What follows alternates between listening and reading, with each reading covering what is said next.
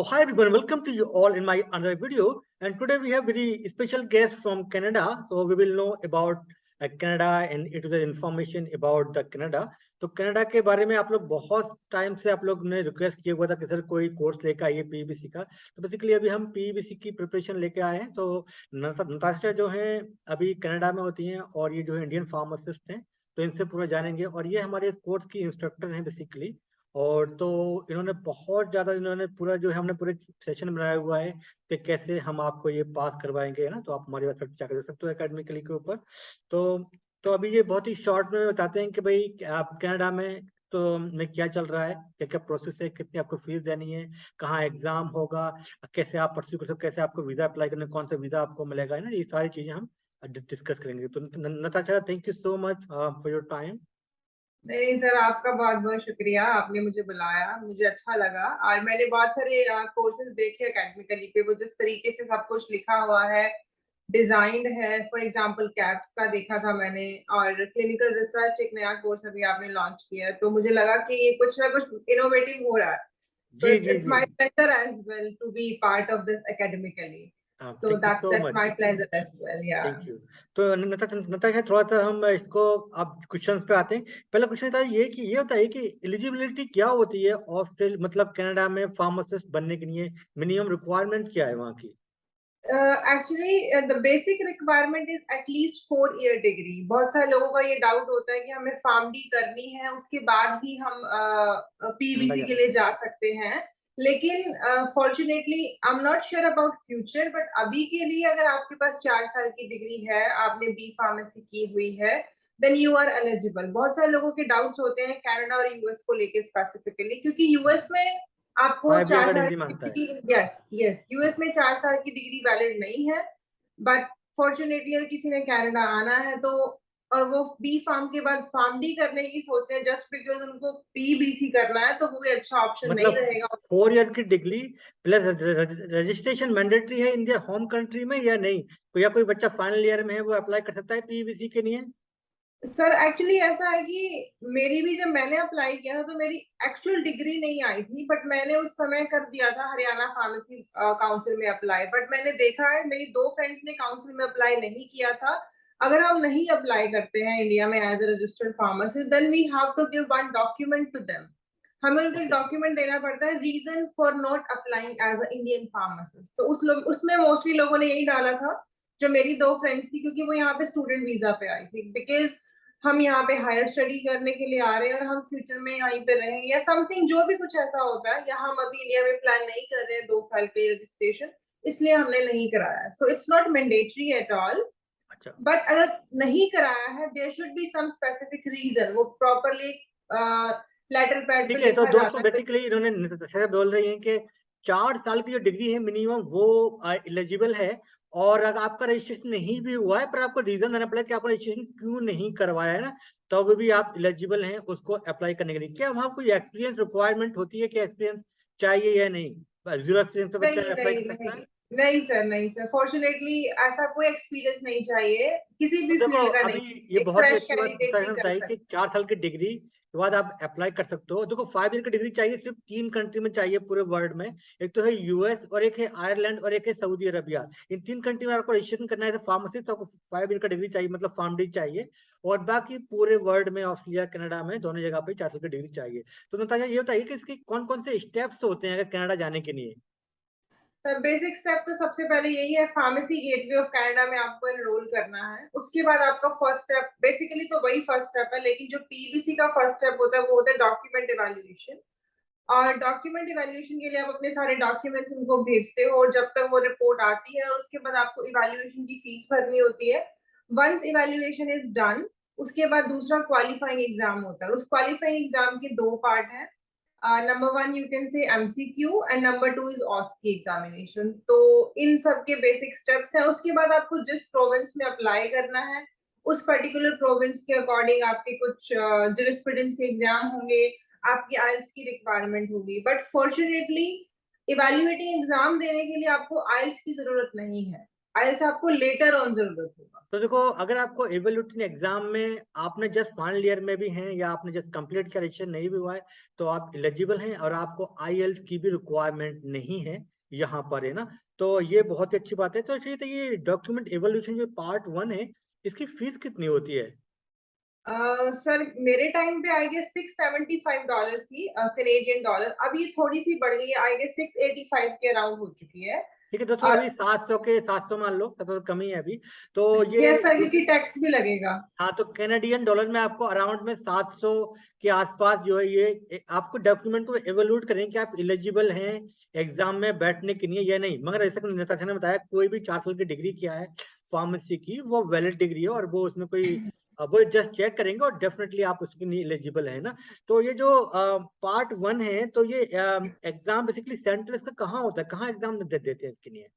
Sir पहले तो centre इसका सिर्फ कनाडा में था या लंदन में था, लेकिन जब से कोविड आया तो उन्होंने एक रिमोट प्रॉक्टरिंग प्रोसेस शुरू किया है।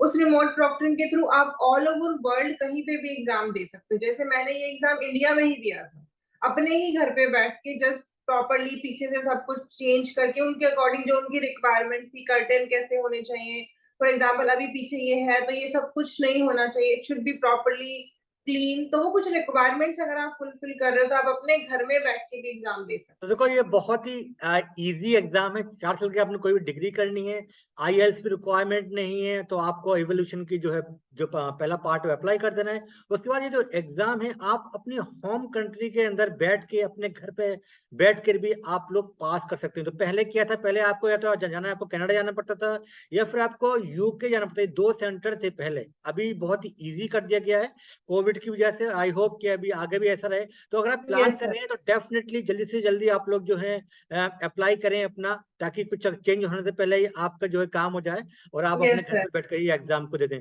तो अच्छा, ये एवोल्यूशन एग्जाम की फीस कितनी होती है? अच्छा, वैल्यूएटिंग एग्जाम की फीस है सर अराउंड 895 और 885 कैनेडियन डॉलर। तो तो आप ये देखो, ये मान के चलो $900 के आसपास लगा लो, 900 900 जो भी होगी फीस उनकी, टैक्स वैक्स लगा के, और 700 लगा लो एवोल्यूशन, जो आपके डॉक्यूमेंट एवोल्यूट होंगे, है ना। तो ये जो दोनों स्टेप्स हैं बेसिकली हम करवाते हैं, आपके डॉक्यूमेंट्स भी हम एवोल्यूट करवा देंगे। और जो एग्जाम की जो प्रिपरेशन, हमारे पास 3 मंथ का कोर्स है और उस कोर्स के अंदर हम आपको पूरा, जितना भी जो हमारे लेक्चर्स पढ़ाएंगे आपको उतना ही पढ़ना है, आपको बाहर से कुछ भी नहीं पढ़ना है ना। तो ये बहुत ही ईजी हो गया है कि आप अपने होम कंट्री में रह के आप एग्जाम को पास कर सकते हैं और फिर उसके बाद जो है आप लोग जो है माइग्रेशन कर सकते हैं ऑस्ट्रेलिया के लिए। अच्छा, तो ये बताइए कि यहाँ पर सर जाने के एक लिए चीज, सॉरी बीच में इंटरप्ट कर रही हूँ, एक चीज मैं यहाँ पे डालना चाह रही थी और क्योंकि अकॉर्डिंग टू मी जैसा मुझे लग रहा है कि शायद इनके ऊपर टैक्स नहीं है इन फीसेस के ऊपर। सो अगर वो 885 है तो 885 ही रहेगी। But I am not pretty much sure, but मुझे जहां तक लगता है कि मैंने जब फीस भरी थी तो मुझे टैक्स नहीं लगा था। अब तो फीस तो बेसिकली गवर्नमेंट को पे करनी है आपको, जितनी भी होगी, यस, मगर यहाँ पर ये है कि अगर आप एट इंडिया एटी से फाइव भर हो रहे या हैं, 9, जी 900 के हाँ आसपास इंडिया मान से लें भर आप। रहे हैं तो आपको कुछ ना कुछ वो ट्रांजैक्शन की फीस देनी पड़ती है। बट हाँ आई हाँ डोंट थिंक हाँ। वो टैक्स तो में कंसीडर होगा, बट हमारे लिए वो टैक्स ही समझा जाएगा क्योंकि हम इंडिया से भर रहे हैं, हाँ, अनटिल तो एंड अनलेस मैंने हमको यहाँ नहीं। मतलब हमने रफली बोला है कि 900 के आसपास और 700 के आसपास, है ना। तो वो थोड़ा बहुत हाँ ज्यादा जी हाँ खर्चा जी। होगा। तो हाँ अच्छा जी हाँ जी। अच्छा, ये बताइए कि ये एग्जाम जो है, ये एमसीक्यू बेस होता है, कितने क्वेश्चंस आते हैं और ये कितने घंटे का एग्जाम होता है? एग्जाम सर 200 क्वेश्चन आते हैं इसमें और 60% मार्क्स, 60% मार्क्स आपको चाहिए। पासिंग क्राइटेरिया 60%, तो मतलब 200 में से आपको 120 क्वेश्चन ठीक करने हैं। अच्छी बात यह है कि इसमें कोई नेगेटिव मार्किंग नहीं है, तो अगर आपको नहीं भी आता, कुछ कुछ भी है, you can make guess as well. और जब गेस कभी कभी लगाते हैं तो कुछ एक तुक्के सही भी हो जाते हैं। तो 200 में से 120 नंबर चाहिए इवैल्यूएटिंग एग्जाम। और अच्छा, एग्जाम यूजुअली 4 एक घंटे तक रहता ही है, क्योंकि अगर रिमोट प्रॉक्टरिंग करते हैं हम लोग तो before going start the exam वो आपका पीछे से बैकग्राउंड वगैरह सब चेक करते हैं, आपके लैपटॉप को अपसाइड डाउन करवाते हैं और एक कैमरा होता है और एक पीछे, फॉर एग्जाम्पल मैंने जब एग्जाम दिया था तो मेरे पीछे एक शीशा लगा था, मिरर लगवाया था उन्होंने, ताकि वो मेरे सामने का सब कुछ देख सके। तो ये आधा घंटा पहले और जब एग्जाम खत्म हुआ था उसके बाद भी 15-20 मिनट लग ही गए थे। तो ऑन एन एवरेज आप मान के चलो कि मैंने रात में 12 बजे शुरू किया था अपना एग्जाम और वो मेरा 4 सवा 4 तक चला था एग्जाम। तो दोस्तों बेसिकली जो एग्जाम जो है एमसीक्यू बेस्ड क्वेश्चन आते हैं, इसमें 200 क्वेश्चन पूछते हैं और 60% पासिंग होती है। तो यानी 120 अगर आपने सही कर दिए तो आप पास हो जाएंगे, और इसमें निगेटिव मार्किंग नहीं होती है। तो ये बहुत ही अच्छी बात है। और उसका जो टाइम है वो 4 घंटे का ये टाइम हाँ मिलता है जी ना। सर है। तो है ना। और फिर एक अगला एग्जाम होगा, वो हम वहां तक नहीं जाते हैं अभी। जो आपका जो फर्स्ट स्टेप है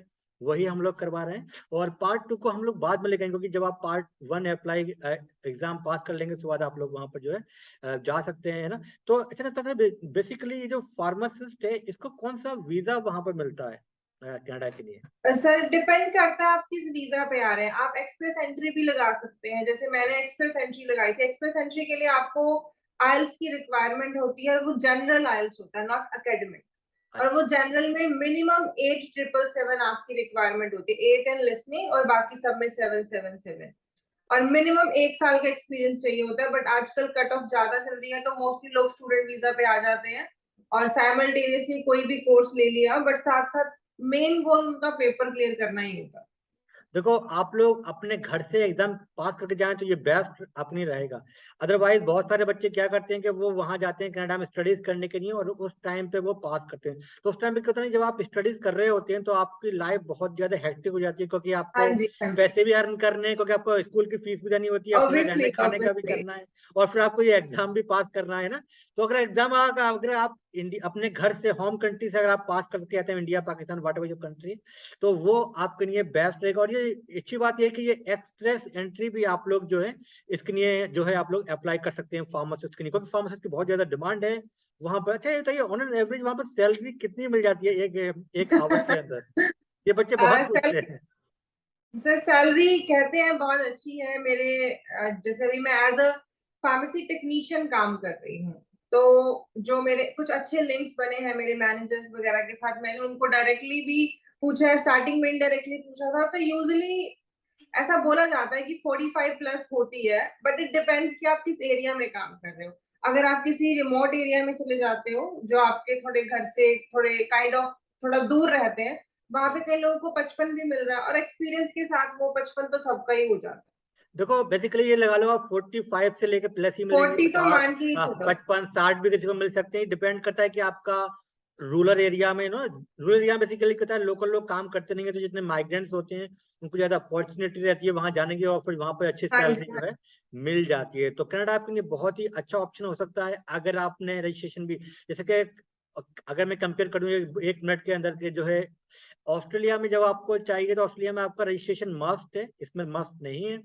और यस। इसको भी आप एग्जाम इंडिया में दे सकते हो अपने घर में बैठ के, मगर क्या कैप्स के लिए आपको सेंटर पे जाना पड़ेगा, वहाँ 5 सेंटर है उसके।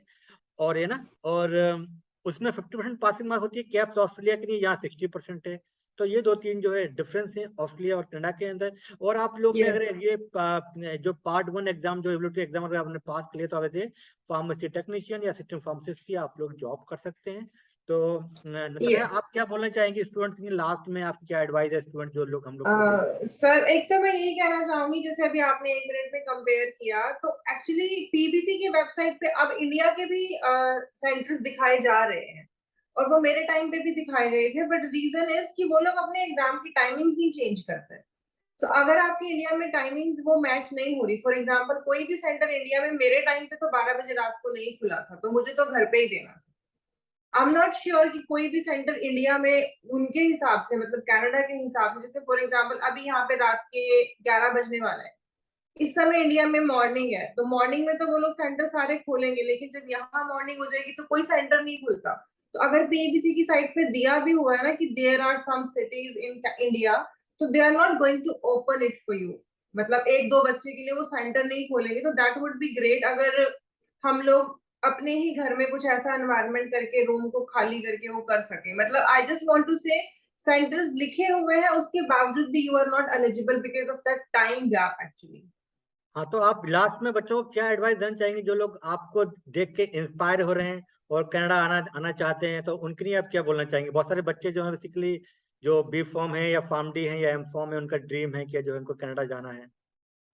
सर मैं तो यही कहूंगी कि मेरा यहाँ पे अब तक का एक्सपीरियंस रहा है, डजेंट मैटर आप यहाँ किस भी वीजा पे आए हो। बहुत सारे लोग स्टूडेंट वीजा पे भी आते हैं, कोर्सेज भी करते हैं, बट उनका अल्टीमेट गोल फार्मासिस्ट बनना ही फार्मासिस्ट होता है। बनना होता है, यस। तो चाहे किसी ने 20 लाख खर्च किए हैं स्टूडेंट वीजा पे, चाहे किसी ने एक्सप्रेस एंट्री किया है, तो मैं यही कहूंगी कि मोस्टली लोग फार्मासिस्ट ही बनना चाह रहे हैं। एग्जाम टफ हो जाते हैं step by step, but I must say कि आप लोग को इस चीज के लिए प्रिपेयर करना चाहिए। लास्ट में दोस्तों ये होता है कि आपको मस्ट ट्राई करना चाहिए अगर आप कनाडा आपका ड्रीम है। थोड़ा सा हार्ड जरूर है एग्जाम, पर इतना इम्पॉसिबल नहीं है, आप भी नहीं फार्मेसी नहीं, कर सकते हैं। इम्पॉसिबल नहीं है सर, यस, और वर्थ बहुत है। सारे इंडियन फार्मेसी